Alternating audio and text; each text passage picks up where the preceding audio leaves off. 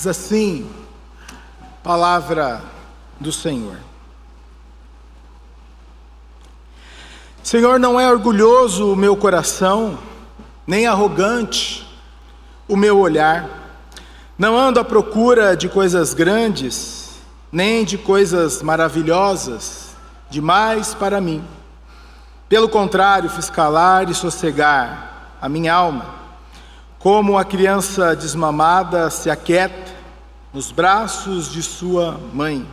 Assim é a minha alma dentro de mim. Espere, ó Israel, no Senhor, desde agora e para sempre. Amém.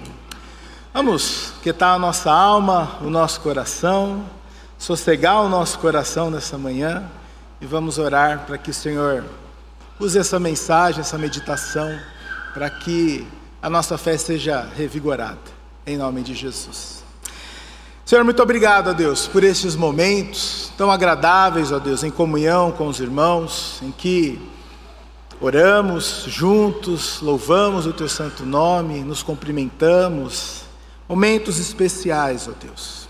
Te louvamos por este ano, ó Deus, que já está na sua reta final, estamos despedindo desta etapa, ó Deus, e um novo ciclo irá começar com suas lutas, seus dramas, ó Deus, e que a nossa confiança, Senhor, não esteja nas coisas deste mundo, porque sabemos que este mundo ele está passando, ó Deus, este mundo é perecível, como também nós somos perecíveis, mas Tua palavra, ela é regra de fé e prática para as nossas vidas, e o desejo do nosso coração é conhecer mais o Senhor e estarmos firmes, convictos, ó Deus, de que nada foge do Teu controle, ó Deus. Que a Tua palavra esteja nos nossos corações e que sejamos alimentados pelo Senhor nesta manhã. Oramos em nome de Jesus. Amém. É tempo de sossegar o coração. Como isso é delicado, né, na nossa vida. Como isso é delicado. E que essa mensagem, ela traga essas verdades que nós já conhecemos, mas que elas sejam vida na nossa vida. Talvez nada do que for dito aqui seja novidade, mas para ser prática na nossa vida e no nosso coração, aí é outra história. E o texto que nós estamos aí nos despedindo deste ano está no Salmo 131, e o Salmo 120 até o 134, eles possuem um lugar especial dentro do livro dos Salmos. São salmos de peregrinação, cânticos de peregrinação, também são chamados de cânticos de romagem ou cânticos de degraus. Essa mensagem, a mensagem dos Salmos, desta sessão e de todo o livro dos Salmos, é uma mensagem atemporal, uma mensagem para todos os tempos, para todo o povo de Deus, seja do Antigo Testamento, seja do Novo Testamento.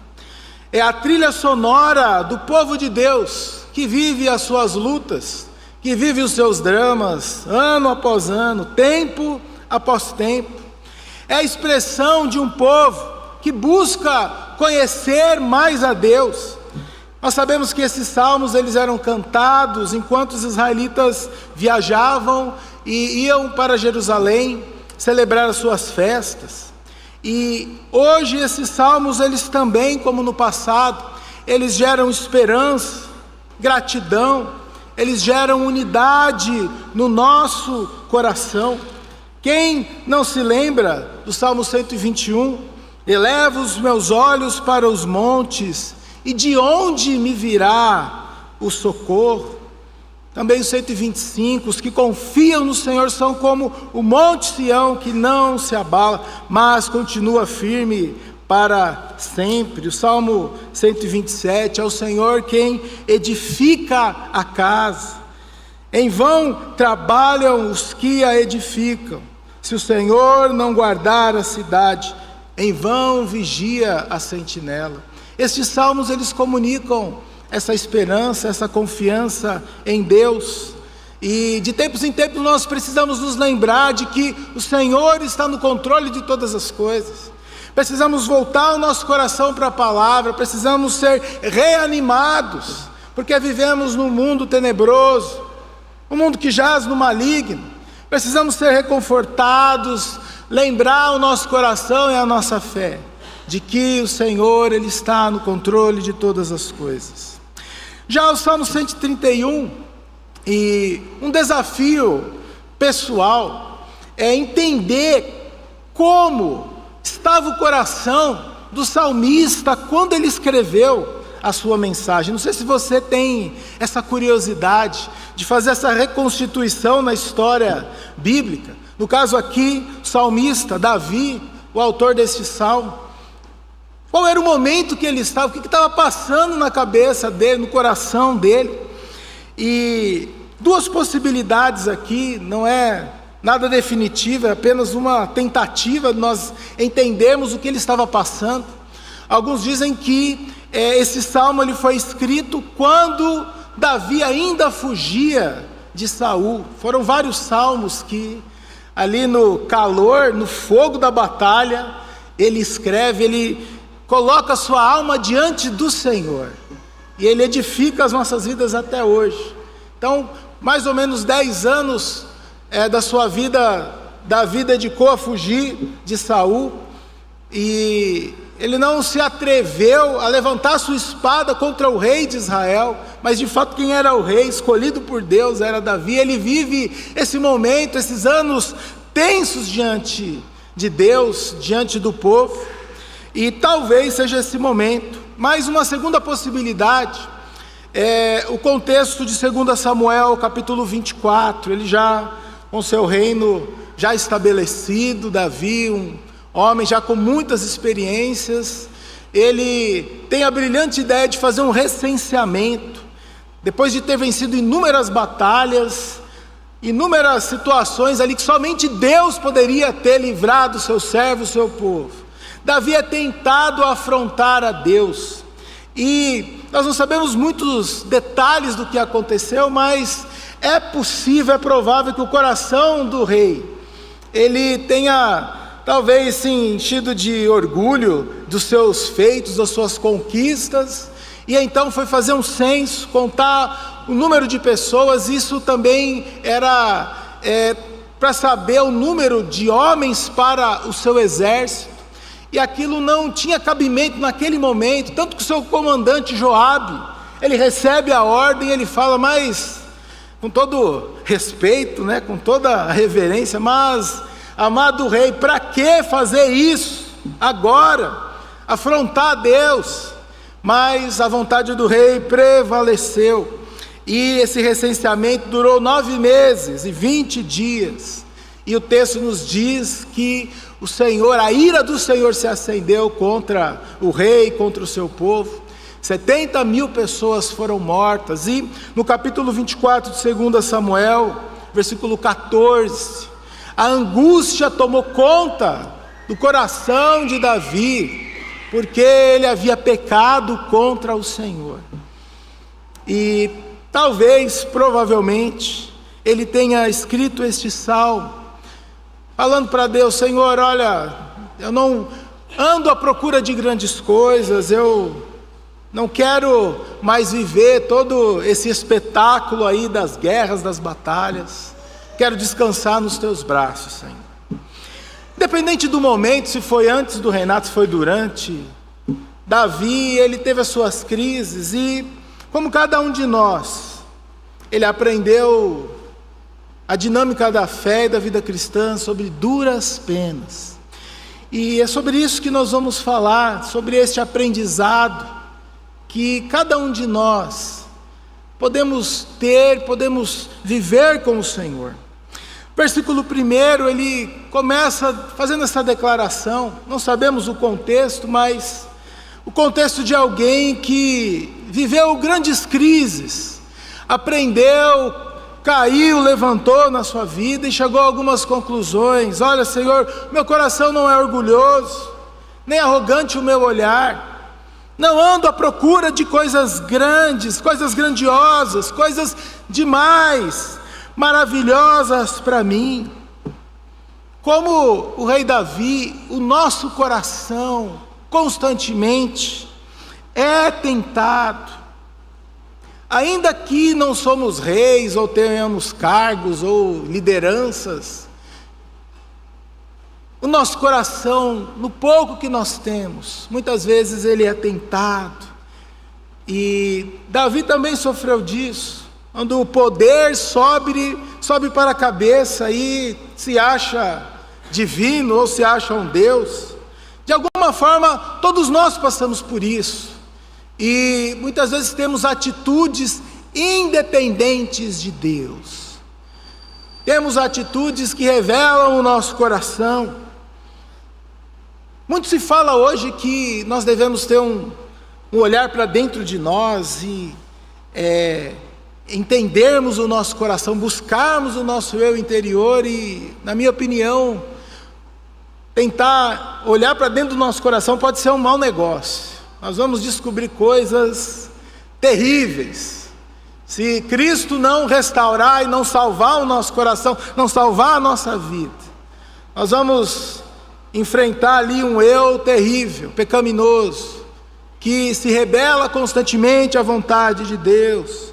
Talvez não seja um bom negócio olhar para dentro de si, acharmos que vamos encontrar alguma coisa boa.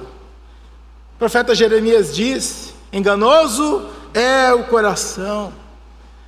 Jeremias 17, versículo 9, mas Provérbios 4, 23 diz que é do coração que procedem as fontes da vida. E aí nós temos um dilema, mas que de fato é o nosso coração? A vida nele há engano. A queda fez isso com cada um de nós. O que era para ser o principal, Deus, a presença de Deus nos nossos corações, isso ficou à margem. E hoje é uma luta para vivermos as práticas espirituais, a oração, a comunhão com Deus, a leitura da Bíblia. Precisamos muitas vezes nos esforçar, porque a nossa vida e nosso coração pendem para fazer aquilo que nos agradam e desagradam a Deus. Olhamos e voltemos lá para o Éden. Antes da queda, o Senhor cria homem e mulher como a coroa da criação. Dentro dos seus corações a presença de Deus, e fora dos seus corações um mundo a ser desfrutado. Dentro dos seus corações Deus, fora dos seus corações inúmeros presentes, toda a criação, para que aquele casal pudesse usufruir. Fora do Éden, essa ordem, ela se inverte. Deus fica fora, fica à margem dos seus corações. E o que entra no seu coração? Tudo aquilo que era para ser secundário, tudo aquilo que era para ser desfrutado diante da vontade soberana de Deus, tudo aquilo que era para ser usado para a glória de Deus, agora ocupam o nosso coração, e o resultado disso, sofrimento. E o resultado disso, uma vida em rebelião a Deus. Fora do Éden, criamos um Deus à nossa imagem e à nossa semelhança. Criamos deuses falsos. E por que nós fazemos isso? Porque fora do Éden, nós temos essa falsa segurança que as coisas deste mundo, elas podem nos completar. Elas podem saciar o desejo do nosso coração. Temos essa falsa expectativa das coisas perecíveis deste mundo. Mas nós temos a experiência de Davi, alguém que provou das coisas deste mundo e não foi saciado. E ele diz: Senhor, olha, eu já não procuro mais as coisas deste mundo efêmero, deste mundo que promete muito, mas entrega pouco. O pecado é assim, né? A propaganda é algo maravilhoso, mas a consequência é terrível. A consequência é um distanciamento eterno de Deus.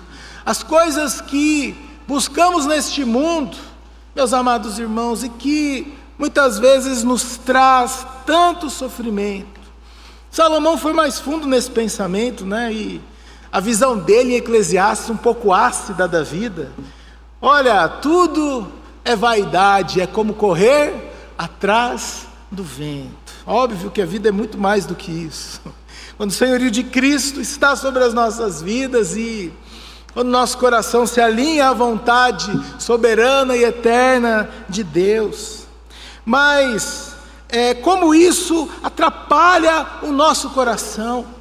No versículo 2 ele continua, olha, pelo contrário, desistir da soberba, desistir da arrogância, desistir das coisas deste mundo e, pelo contrário, fiz calar e sossegar a minha alma. Para o homem pós-moderno, para a mulher pós-moderna hoje, isso que é ostentação de fato. Você está em paz. Já percebeu que a gente está sempre tem alguma coisa para resolver, sempre tem alguma coisa ali apertando a gente, noite sem dormir, né? Às vezes o corpo está aqui na igreja, mas a cabeça só Deus é que sabe, né? Cruel isso, né, meus irmãos? Para o homem pós-moderno isso pode ser uma grande ostentação, até mesmo para nós, crentes em Jesus Cristo, quando o coração está entulhado de coisas, está entulhado de informações e coisas que muitas vezes são desnecessárias. Como isso atrapalha a gente? Como temos a dificuldade em focar naquilo que é mais importante? O urgente atropela as prioridades, aquilo que deveria ser ali um momento de comunhão com Deus, um momento de confiar em Deus, mas estamos sempre na correria. Davi nos ensina isso depois das suas lições difíceis. Olha, eu fiz calar e sossegar a minha alma.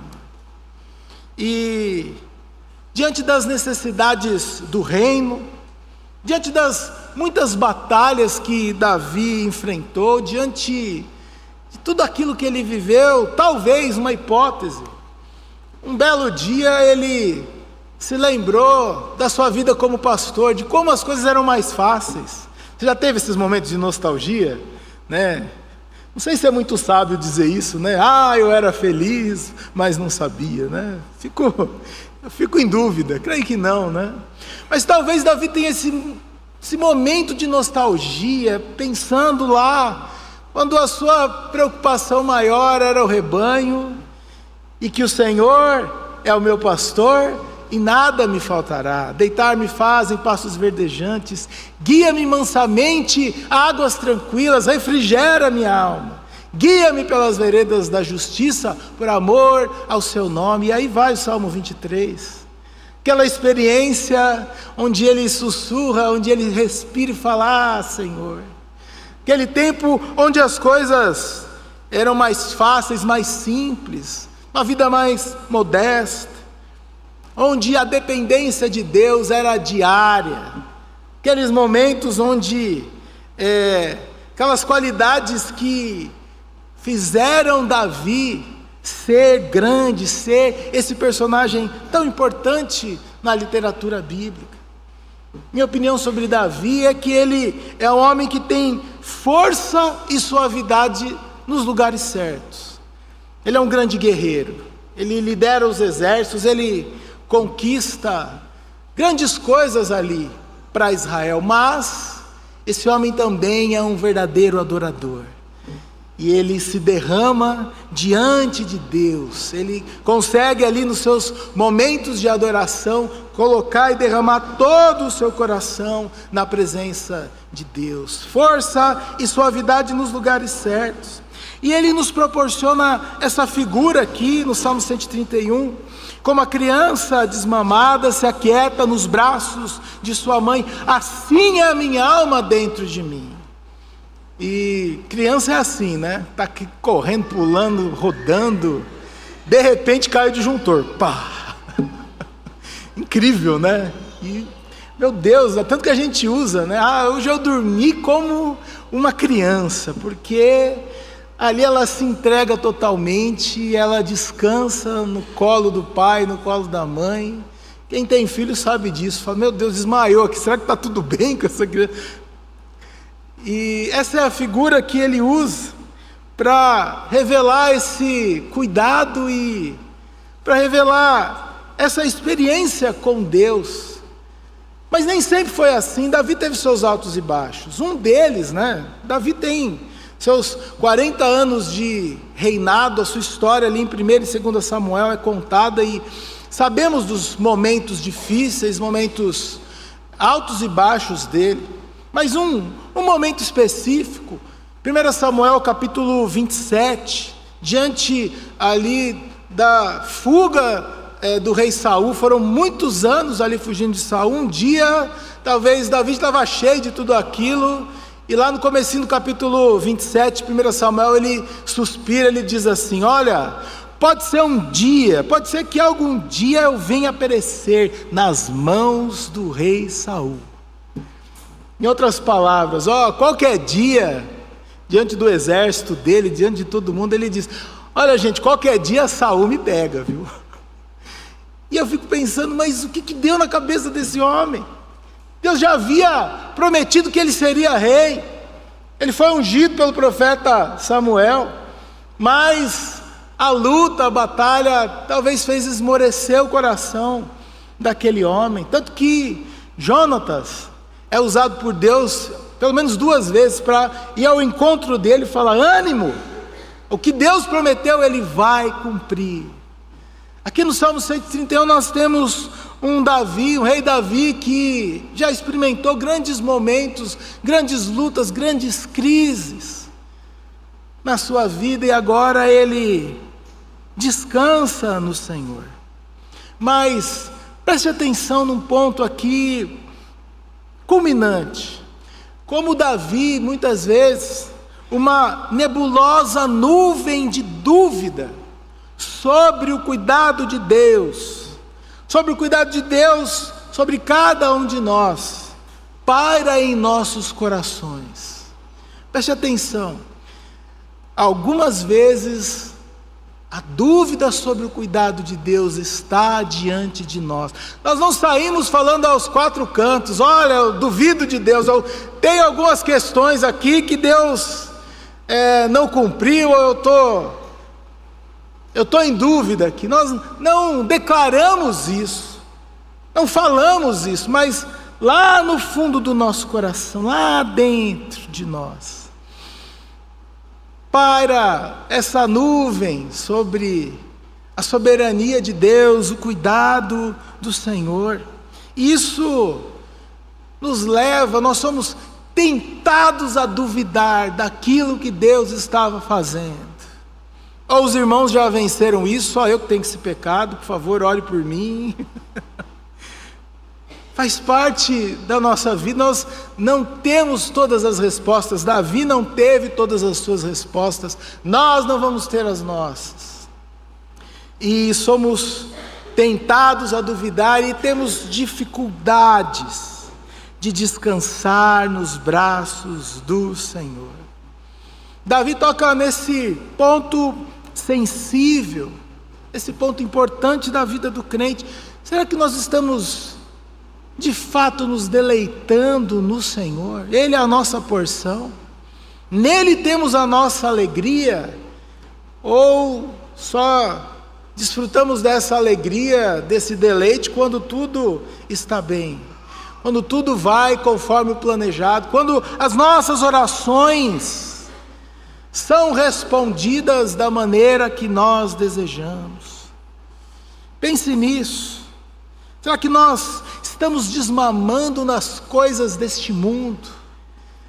Será que nós estamos, de fato, vivendo as coisas deste mundo como presentes de Deus para as nossas vidas? Ou de fato a prioridade do nosso coração está lá enraizado e não conseguimos descansar?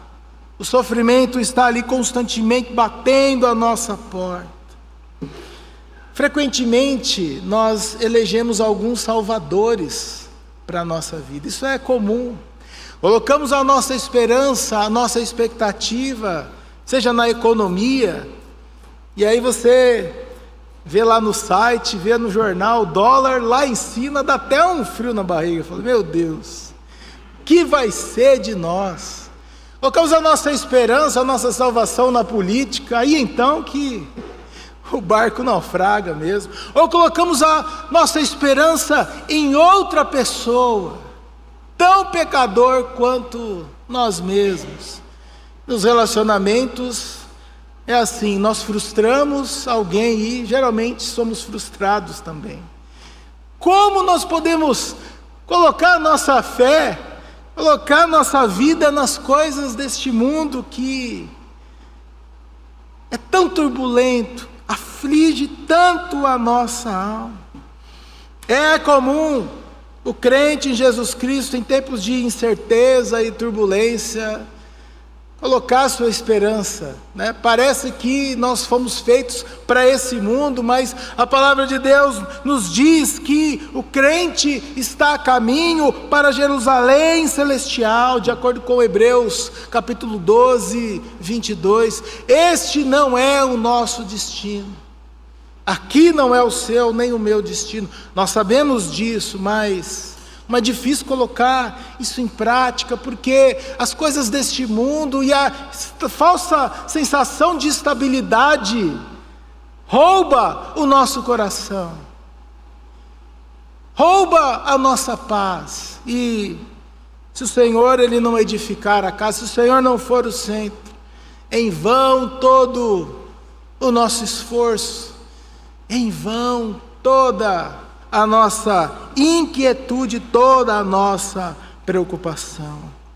Meus irmãos, o nosso coração tem várias necessidades, mas essa necessidade, elas não podem ser supridas plenamente neste mundo. O coração do homem tem um vazio, o vazio da eternidade. Somente a eternidade pode suprir aquilo que nós desejamos, aquilo que de fato nós já viemos de fábrica com esse desejo grandioso de conhecer a Deus, de conhecer a sua vontade, a sua palavra. Meus irmãos, nós já estamos quase concluindo mais uma etapa das nossas vidas. Hoje, 29 de dezembro, isso, né? Não errei. Às 10h05 dessa manhã nublada, estamos quase fechando 365 dias, mais especificamente 365 dias, 5 horas, 48 minutos e aproximadamente 56 segundos. Mais uma vez a Terra deu a volta, né, no astro-rei, no Sol. E a pergunta é: o que esquentou a sua cabeça nesse ano? O que você pensou e afligiu o seu coração? Sempre pergunto, né? Como está o seu coração? Meu irmão e minha irmã, como foi o seu coração aí neste ano? Porque nós temos preocupações que são normais, né? Não vou dizer para você que 2025 chuta as preocupações e viva como se não houvesse amanhã. Não, isso aí é irresponsabilidade. Mas também nós temos preocupações exageradas, e essa é que pega, né? Eu estava meditando, que eu sempre faço uma retrospectiva do meu ano. Eu sempre falo com alguns irmãos assim: olha, eu estou fazendo alguns planos para o ano que vem. Alguns falam assim: já não faço mais nenhum plano, pastor, não deu certo o ano passado, no outro ano chega de plano, né? Eu faço os meus ainda, alguns não dão certo, outros para a glória de Deus dão certo. Mas o que mais me pega aí na minha retrospectiva, né, faça a sua também, foi que eu me preocupei com algumas coisas que não precisavam. Sabe aquela ansiedade? Depois, quando é resolvido o problema, você para e fala: por quê? Fiquei uma semana pensando, que raiva que dá isso. Porque tem algumas preocupações, beleza, você vai, se preocupa, acha uma solução, glória a Deus. Mas tem outras, meus irmãos, que a gente fica lá sem dormir pensando. E teve uma delas, não vou entrar em detalhes, aconteceu esse ano e chegou no final: mas para que eu estou me preocupando com isso? Por que eu não descansei no Senhor? Por que eu não coloquei aquilo que eu já conheço em prática, etc, etc, etc. É duro, né? Falar. Tomara que em 2025 não caia nessa de novo, porque a gente perde tempo. Ficar ali pensando, gastando neurônio, ao invés de descansar e falar: Senhor, está nas tuas mãos, né? É provável que ainda hoje tenham questões abertas aí no seu coração, questões difíceis, né? Quando alguém me conta um problema, uma dor, eu não costumo minimizar o sofrimento alheio, porque às vezes para você é uma coisa simples, mas se aquilo está prejudicando o coração de alguém, tirando a paz de alguém, nós precisamos entender, aconselhar, orar, para que a nossa ansiedade seja lançada aos pés da cruz do Senhor, para que o nosso coração ele desfrute desse relacionamento, desse deleite, como a criança ali desmamada nos braços da sua mãe, que confia plenamente, e nos braços da mãe, nos braços do pai, nós temos tudo o que nós precisamos. Na presença de Deus, meus irmãos, nós temos tudo aquilo que nós precisamos, o amor de Deus está completo na nossa vida. E o privilégio maior dessa vida não é simplesmente ter a nossa oração respondida, nosso pedido atendido, porque nós somos imediatistas, e quando nós abrimos os nossos olhos depois dos nossos pedidos diante de Deus, nós já gostaríamos que a nossa resposta estivesse ali na velocidade da luz. Aleluia, Senhor respondeu, eu pedi, aconteceu, próximo pedido, né? Nós temos essa necessidade, queremos para ontem as coisas. Mas maior privilégio, muito além de ter o nosso pedido respondido favoravelmente, o nosso maior privilégio é podermos aquietar o nosso coração e nos braços do Senhor, no colo do nosso Deus, ainda que em lágrimas, ainda que cheio de dúvidas, de incertezas, podemos sussurrar nos ouvidos do Senhor: Senhor, Tu sabes todas as coisas, o Senhor sabe de todas as coisas, eis-me aqui, Senhor. Senhor, conhece-Tu, eu sou miserável, pobre, cego e nu, mas o Senhor sabe de todas as coisas. Diante dos mistérios da vida, Davi teve os seus mistérios, eu tenho os meus, você tem os seus. Diante das inquietações deste mundo, nós somos como pequenas crianças, somos como meninos e meninas diante de um universo complexo, diante de situações que jamais nós entenderíamos. Como Jó ali no último capítulo do seu livro: Senhor, olha, eu falei de coisas que eu não sei, coisas que eu não conheço, coisas que estão além daquilo que eu possa entender. E muitas vezes a resposta, com certeza, a resposta para a nossa inquietude é o próprio Deus, é a graça de Deus, é estarmos diante desse Deus, podermos desfrutar dessa presença gloriosa, porque o nosso Deus, Ele se fez criança, Ele veio a este mundo e nos convida também a sermos crianças, né?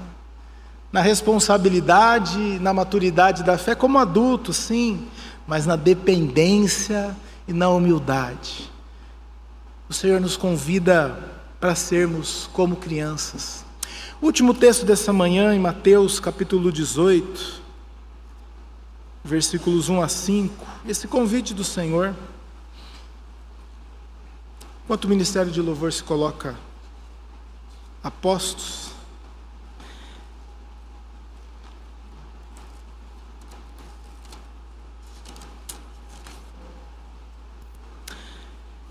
o Senhor nos convida a sermos como crianças, porque Ele mesmo veio a esse mundo, se fez uma criança, nos ensinou a dependência do Pai, nos ensinou a viver a vida focada não na sua própria vontade, mas na vontade soberana do Pai. Como nós temos dificuldades para entendermos isso, e que neste ano possamos dar mais um passo nesse entendimento que é a vida cristã. O Senhor nos fala em Mateus 18 sobre o maior no reino dos céus. Naquela hora os discípulos se aproximaram de Jesus e perguntaram: quem é o maior no reino dos céus?